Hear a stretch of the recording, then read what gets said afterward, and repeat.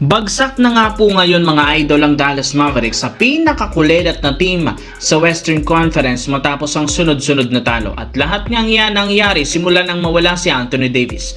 Maging huling inaasahan nilang bubuhat sa team na si Klay Thompson patuloy na nag-i-struggle. In fact, nagkaroon nga siya ngayon ng literal season low sa pag-average lamang ng 8.5 points sa kanyang 34% shooting. Napilitan pa si Coach Jason Kidd na tanggalin siya sa starting lineup at ibangko sa crucial minutes dahil liability nga ito sa opensa at depensa. Bukod sa hindi nito kayang dumepensa, hirap nga siyang maipasok ang mga 3-pointer. May pagkakataon nga dito na bitawan niya ang bola sa kanyang ginawang shot attempts kahit man walang umagaw dito. Kaya dahil nga sa lamian ng performance ni Klay, pinagtatawanan siya sa social media at tinatawag na naman ito na laos na since malayong malayo na nga ang kanyang laro ngayon kumpara noon. Samantala, dito naman, pagkatapos ng matalo kahapon ng Golden State Warriors laban sa Sacramento Kings, dediretso nga sila sa Denver para sa rematch kontra sa Nikola Jokic team.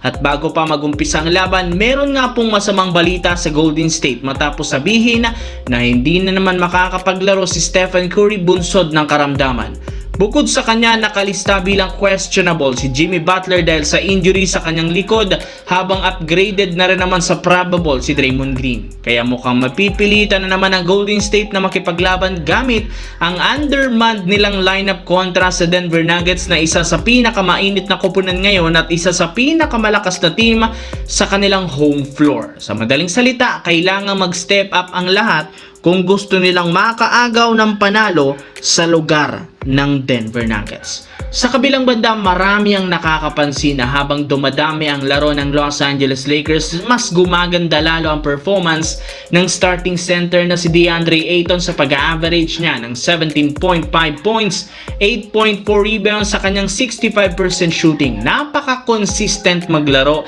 at damang-daba ang impact sa opensa at depensa. Kaya hindi na nga sila nahihirapan pang makipagsabayan sa mas matatangkad na koponan. Maliban dyan, halos lahat ng kamatchup nito na outplayed niya, kagaya ni Rudy Gobert ng Minnesota, Jaren Jackson Jr. ng Memphis, Domantas Sabonis ng Sacramento, Donovan Clingan ng Portland Trail Blazers at si Victor Wembanyama ng San Antonio Spurs.